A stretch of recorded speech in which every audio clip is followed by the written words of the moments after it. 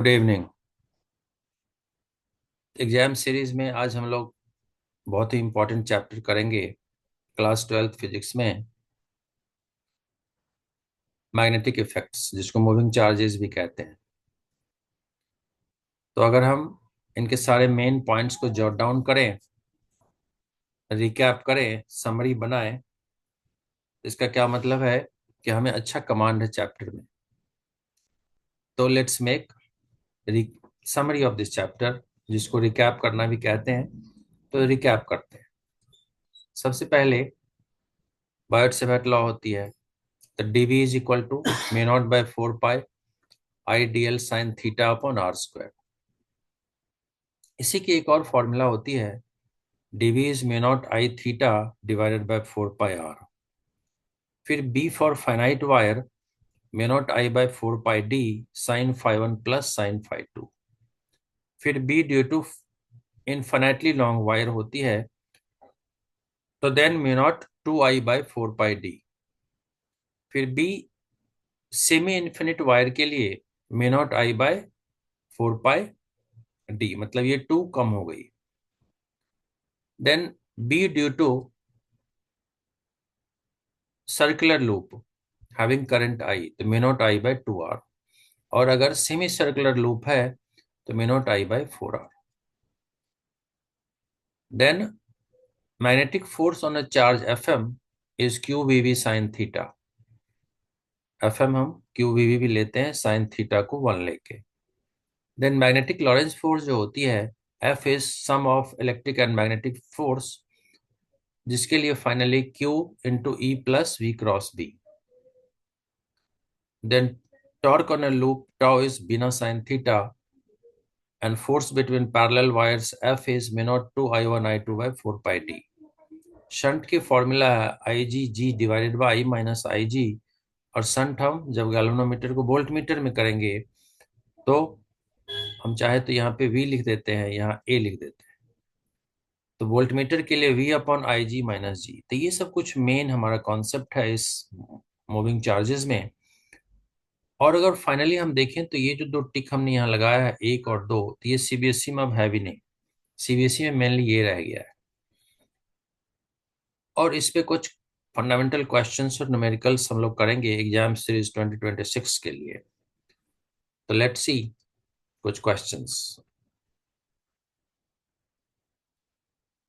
Question है कि एक प्रोटॉन और ड्यूट्रॉन दोनों यूनिफॉर्म इलेक्ट्रिक फील्ड में परपेंडिकुलर मूव कर रही है, राइट। तो जब दोनों मूव करेगा तो बताया गया है कि बताओ उनकी ट्रैजेक्टरी कैसी होगी, और ट्रैजेक्टरी के बारे में थोड़ा डिटेल में बताओ। मतलब एक दूसरे को रिलेट करना है, प्रोटॉन और न्यूट्रॉन के ट्रैजेक्टरी को, लूप को। सबसे पहले हम फॉर्मूला लिखेंगे R is equal to mv upon Q B. तो मैग्नेटिक फील्ड और वेलोसिटी तो दोनों की सेम है, मतलब डायरेक्टली प्रोपोर्शनल किसके है, तो मास के। मास ऑफ न्यूट्रॉन दुगनी होती है प्रोटॉन की, तो रेडियस भी क्या हो जाएगी, इसकी दुगनी हो जाएगी। तो इसलिए बनाया गया है यहाँ पे कि if the first one this is for proton, तो दूसरी हो जाएगी हमारी न्यूट्रॉन की, जो कि राइट हैंड रूल से भी हम कर सकते हैं। राइट हैंड रूल हमारा ये बताता है कि फादर मदर एंड चाइल्ड। तो अगर magnetic field mother for magnetic field and child for current known हो, तो फादर F फॉर फोर्स हम फाइंड कर सकते हैं, right. Now if you look into this question, then the question is three particles, electron, neutron and alpha, ये तीनों uniform magnetic field में एक साथ एंटर करे। फिर बोला कि इनकी trace the path of their path. तो न्यूट्रॉन की अगर बात करें तो इस पे तो ये तो अनचार्ज है, कोई फोर्स ही नहीं होगी, ये सीधी निकल जाएगी। अल्फा की अगर बात करें तो ये पॉजिटिव है। तो अल्फा पॉजिटिव है, मतलब हमने ऐसे रखना है। तो this is for the direction of positive और current, this is for field, तो थंब इज डाउन, मतलब it will experience downward force. Electron को अगर देखें तो इलेक्ट्रॉन के डायरेक्शन के अगेंस्ट करंट होती है, तो this will be the direction of current.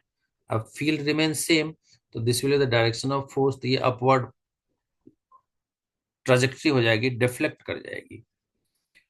Next question है कि एक वायर है जिसकी क्रॉस सेक्शनल एरिया ए है या A1 है, करंट I है और नंबर ऑफ टर्न्स N1 है। सेम वायर को एक छोटी वायर में कन्वर्ट कर देते हैं जिसकी क्रॉस रेडियस हाफ हो जाती है, तो क्रॉस सेक्शनल एरिया क्या होगा? ऑटोमेटिकली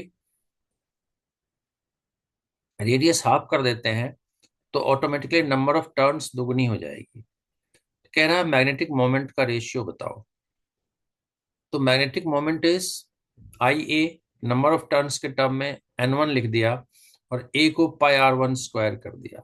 मैग्नेटिक मोमेंट दूसरे की N2IA2, N2 is 2 times of N1, number of turns दुगनी हो जाएगी क्योंकि हमने साइज आधी कर दी है, रेडियस आधी कर दी है, और ये हो जाएगी पाई R1/2 का होल स्क्वायर। सॉल्व करेंगे तो न्यू मैग्नेटिक मोमेंट जो होगी पहले वाले की आधी हो जाएगी, हाफ।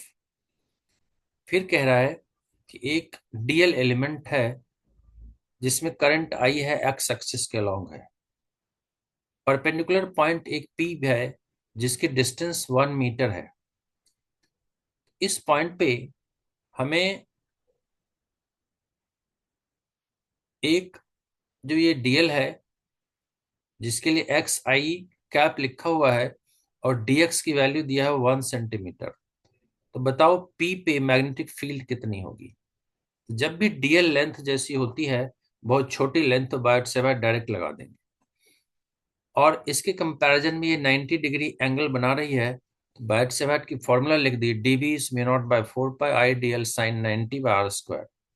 सारी वैल्यूज यहाँ गिवन है और इनको सॉल्व कर दिया, तो ये बन जाती है 2 ×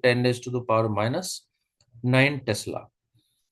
और डायरेक्शन की अगर बात करें तो फिर राइट हैंड ही एप्लीकेबल होगा। और राइट हैंड से अगर वायर को किसी चीज को हम ऐसे होल्ड करेंगे, थंब के अलोंग डायरेक्शन ऑफ करंट है एक्स एक्सिस के अलोंग, तो हमारी कर्ल्ड फिंगर हमारी बॉडी की ओर आ रही है जो कि जेड एक्सिस को रिप्रेजेंट करता है। तो इस तरीके से ये मैग्नेटिक फील्ड की डायरेक्शन देता है। Thanks for watching. Please like and share it with your friends, subscribe and please do comment. May God bless you all.